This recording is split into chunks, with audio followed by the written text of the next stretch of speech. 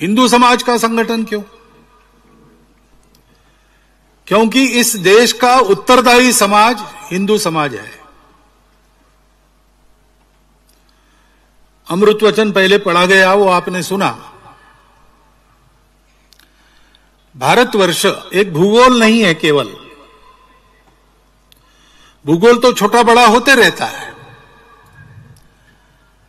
परंतु भारत तब कहा जाता है जब उसका एक स्वभाव होता है। भारत का एक स्वभाव है। उस स्वभाव के साथ हम नहीं रह सकते, ऐसा जिनको लगा उन्होंने अपना अलग देश बना लिया।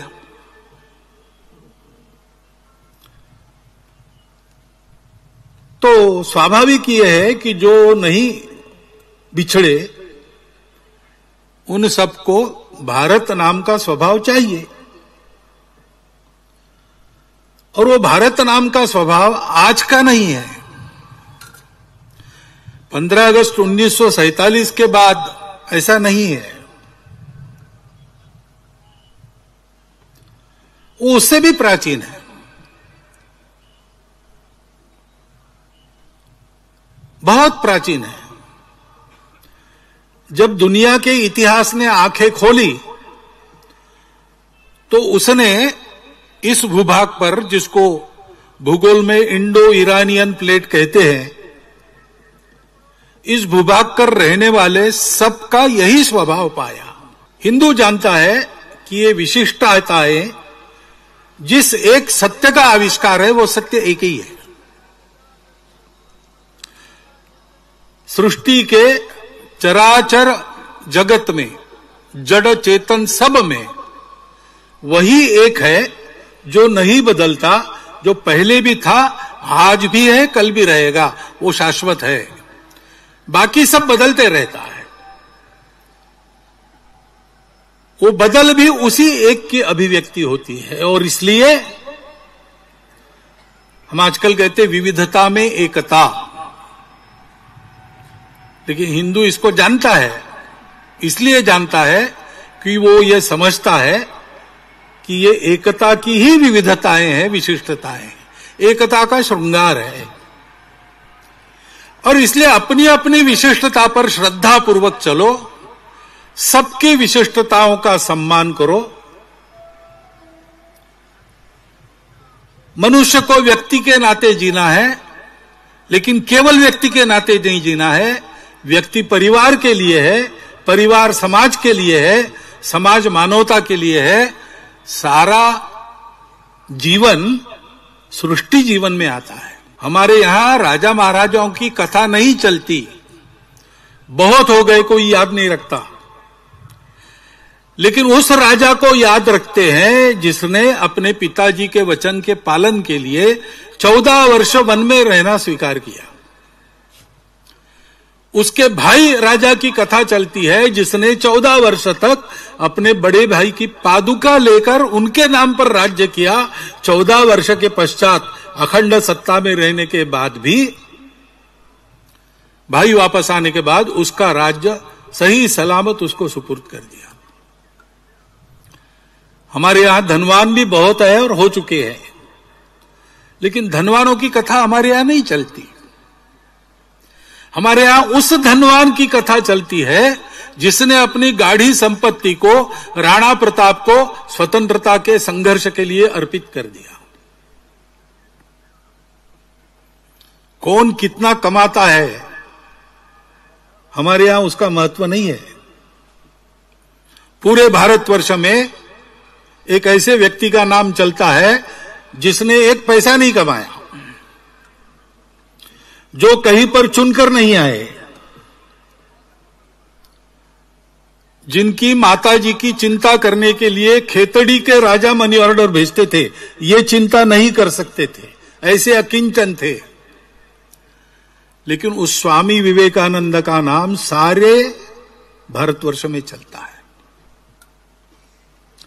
ये स्वभाव है तब भारत है। ये स्वभाव नहीं है तो भारत नहीं है। और ये स्वभाव परंपरा से जिनके पास आया, इस स्वभाव में प्रथम दीक्षित जो हुए और उस प्राचीन समय से आज तक जो उस स्वभाव का निर्वाह कर रहे हैं, ऐसे समूह को आज भारतवर्ष में हिंदू समाज कहा जाता है। देश का भाग्य परिवर्तन करने के लिए तो समाज को तैयार होना पड़ता है।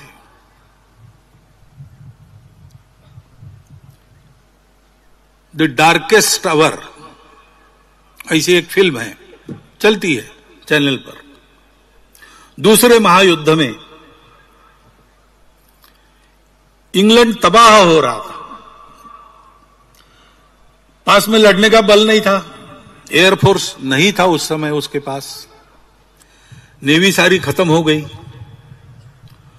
और डंकर्क में उनकी इन्फेंट्री के, आर्मी के 40,000 जवान घेरे में आ गए। उनको छुड़ाने के लिए पास जहाज नहीं है। मछुआरों की नौकाओं को एक एक भेजकर उनको लाना पड़ रहा है। वहां वो बचेंगे नहीं तो सीधा जर्मनी आक्रमण करेगा इंग्लैंड की भूमि पर। ऊपर से बमबारी हो रही है। ऐसी अवस्था में वहां के मंत्रिमंडल के लोगों ने विचार किया कि संधि की वार्ता करेंगे मुसोलिनी के द्वारा हिटलर से, और मध्यस्थ बनने के लिए मुसोलिनी तैयार है, करना चाहिए। प्रधानमंत्री चर्चिल थे, उनको ये बात बिल्कुल पसंद तो नहीं थी, लेकिन चारों ओर से घिर गए। वो भी इस मनस्थिति में आ गए। लेकिन ऐसे समय उस फिल्म में ऐसा बताया है कि इंग्लैंड के राजा, क्योंकि मंत्रिमंडल ने उनको कहा कि आपको सुरक्षित रखना है इसलिए आप कनाडा जाइए, इंग्लैंड सुरक्षित नहीं है, तो वो चर्चिल के घर आए और पूछा कि बात क्यों चल रही। तो चर्चिल ने कहा कि ऐसी स्थिति है और जल्दी इसको सुधारेंगे क्योंकि शरण जाना पड़ेगा। तो राजा ने पूछा कि ये तुम्हारा मत है क्या? चर्चिल ने कहा मेरा तो मत नहीं है, लेकिन दूसरा इलाज नहीं है, सारा मंत्रिमंडल इसी मत का है, मैं अगर इसके बीच में आ गया तो मुझे बाजू करके वो निर्णय करेंगे।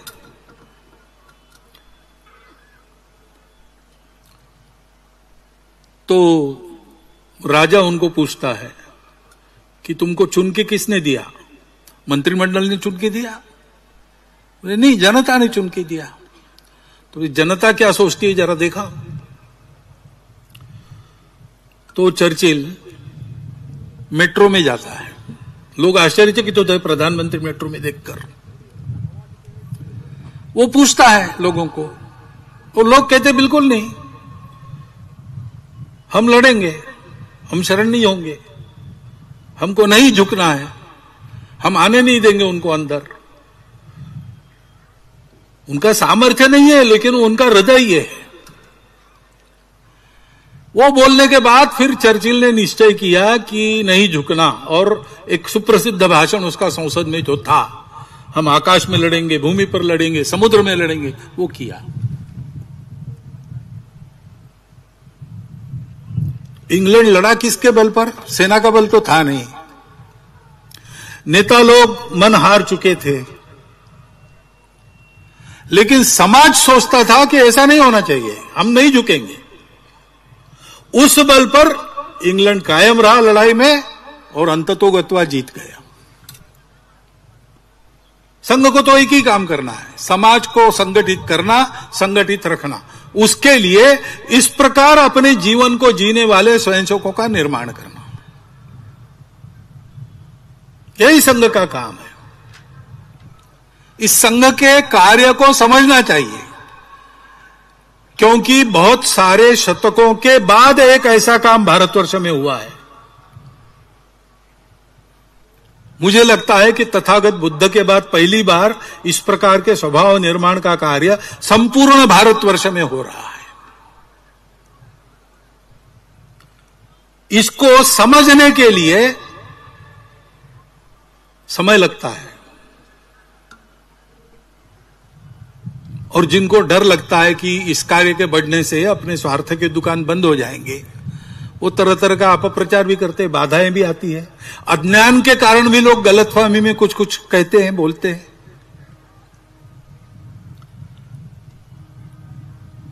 लेकिन मेरी प्रार्थना है कि इस संघ को समझने के लिए आप संघ के अंदर आइए। अंदर आने की फीस नहीं है, औपचारिक सदस्यता नहीं है, मन की मर्जी है तब आ सकते हैं, अगर मर्जी उखड़ गई तो आप बाहर जा सकते हैं।